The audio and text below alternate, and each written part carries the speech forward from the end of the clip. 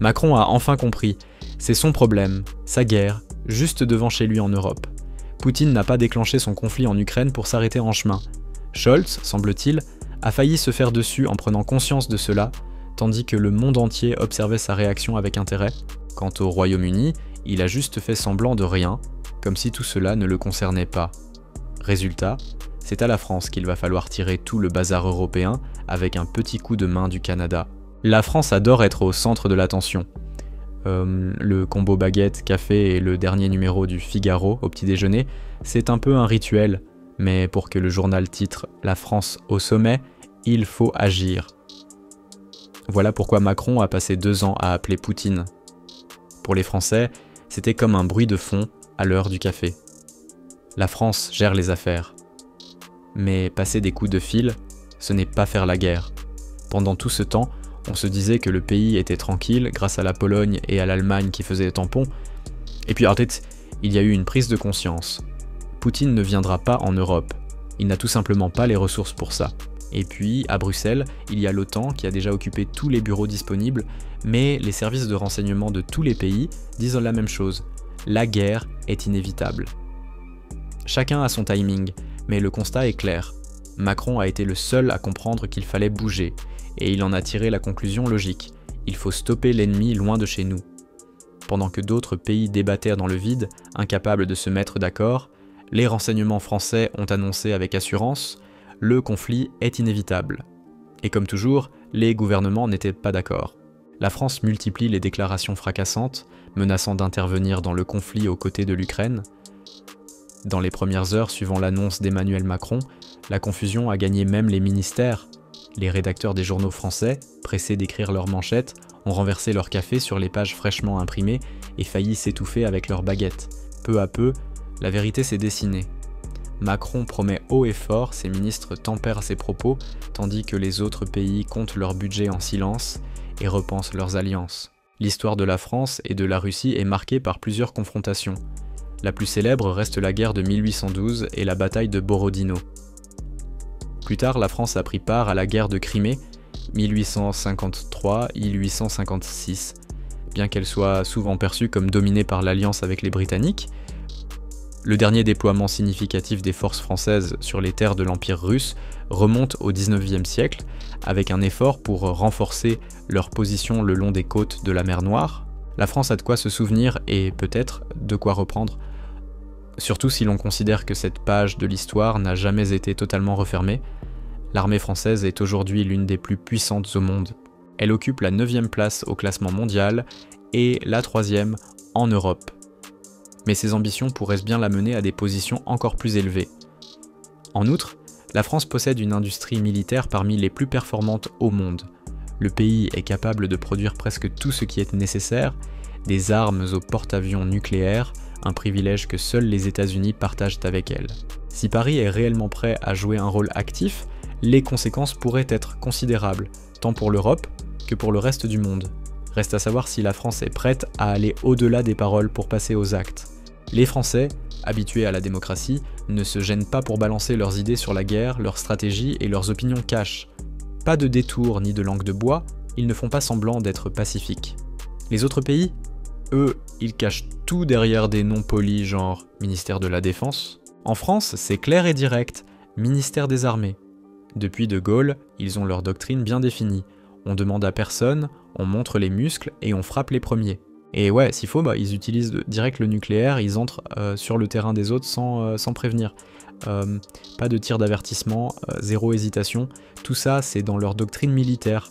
Leur dernière version date de 2008, sous Sarkozy, le mec qui ne tremblait pas. Et franchement, l'OTAN, ils n'en ont rien à faire. Oui, ils participent, filent de la thune, des armes et 4 650 soldats, mais s'il faut se battre, la France le fera en solo, sans attendre l'approbation d'un bloc jugé trop frileux.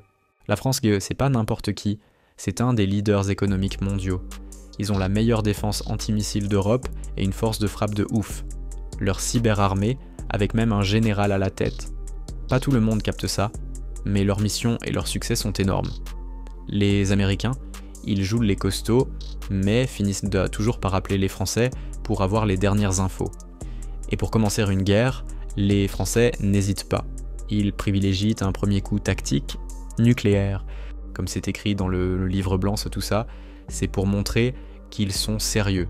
Si l'ennemi pige toujours pas, bam, la France balance un strike nucléaire stratégique.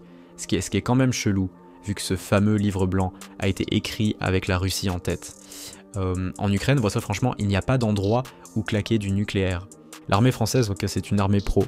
Plus de conscription que des pros sous contrat.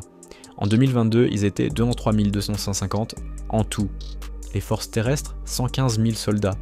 Là-dedans, t'as la 1re et la 3e division méca, le corps de réaction rapide, 3 brigades blindées, une brigade aéromobile et même une unité mixte franco-allemande. Bref, ça rigole pas. Mais le truc le plus flippant dans tout ça, le fameux Légion étrangère. C'est le top du top des unités de combat dans le monde. Peu importe les efforts des Navy Seals américains, du SAS britannique ou des gardiens de la révolution iranien. Dès que la Légion débarque, c'est game over. Il y a 800 gars dans cette unité. Une vraie mini-armée qui fait tout, de l'aviation, des paras, des blindés, des commandos. Et en plus, ils ont des noms stylés qui racontent l'histoire. Genre, les tankistes, c'est le 1er régiment étranger de cavalerie. Franchement, classe, non? Le régiment a été créé en 1921 avec des cavaliers russes blancs de l'armée du général Wrangel. Et ouais, la Légion a des armes bien stylées, en plus des trucs classiques. Et par exemple, les pionniers de la Légion se baladent avec des outils spéciaux pendant les défilés, qui rappellent leur héritage militaire unique. L'armée française, elle, est suréquipée, il y a tout, et même plus. Pour les opérations terrestres, la base, c'est 400 tanks. Il y en a 215 prêts à bouger direct, et les autres attendent juste d'être réapprovisionnés pour arriver. Ils ont aussi 250 chars à roues AMX, mais ceux-là sont en fin de carrière. Ils les remplacent en fait par des trucs plus modernes. Le futur? Un tank ultra high-tech conçu avec les Allemands, le Rheinmetall, qui va remplacer les Leclerc et les Léopard. À côté de ça, il y a 4000 véhicules blindés, dont certains modèles de ouf de chez Renault. Ils utilisent aussi des VBL, véhicules blindés légers. Mais d'ici 2025, tout ça sera complètement renouvelé grâce à leur programme de rééquipement. Ça promet du lourd. Les premières nouveautés, c'est les blindés Griffon, modèle 2018. Ces bêtes-là protègent les soldats sous le feu ennemi, tout en filant un coup de main aux tanks. Avec eux, il y a les véhicules plus légers Serval, une sorte de cousin du Hummer américain.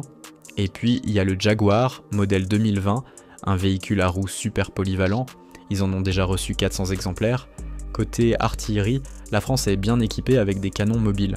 Le plus connu, c'est le César, un canon sur roue qui tire avec une précision de malade et disparaît vite fait après avoir tiré. Il y a aussi des lance-roquettes américains M270. Pour péter des tanks, ils ont plein de systèmes. ERX, Milan, Javelin, MMP. Beaucoup sont montés sur des véhicules autonomes. Dans les airs, les soldats sont couverts par des systèmes portables comme les missiles Mistral ou des complexes de surchenilles. Bref, tout ce qu'il faut pour une défense béton. Les forces aériennes de la France, on les appelle forces aérospatiales. Leur force de frappe? Les hélicos, même si les avions de chasse assurent le périmètre. Dans les rangs, il y a 12 escadrilles de chasse, une pour la reco, 4 d'hélicos, une d'engins sans pilote et 35 escadrilles de soutien. Côté avion, les stars, c'est les Rafales et les Mirage, polyvalents à fond, et pour le transport, il y a les C-130 et les A-400 même. Pour les hélicos, les gros bras, c'est les Tigres, franco-allemands, modèle 2003, les polyvalents Gazelle et les Caracal pour les missions de débarquement. Et dans l'eau, la France gère un sacré flotte avec 37 navires, des porte-avions, des sous-marins, des navires d'assaut. La pièce maîtresse? Le porte-avions nucléaire Charles de Gaulle. Et pour le reste, il y a de quoi impressionner. 290 têtes nucléaires dans l'arsenal. Bref, c'est du sérieux. En cas de face-à-face direct, les armées françaises et russes sont comparables en effectifs. La France, c'est 202 250 soldats, 400 chars, 205 avions, 340 hélicoptères, 37 navires, 10 sous-marins, 1 porte-avions et 290 têtes nucléaires.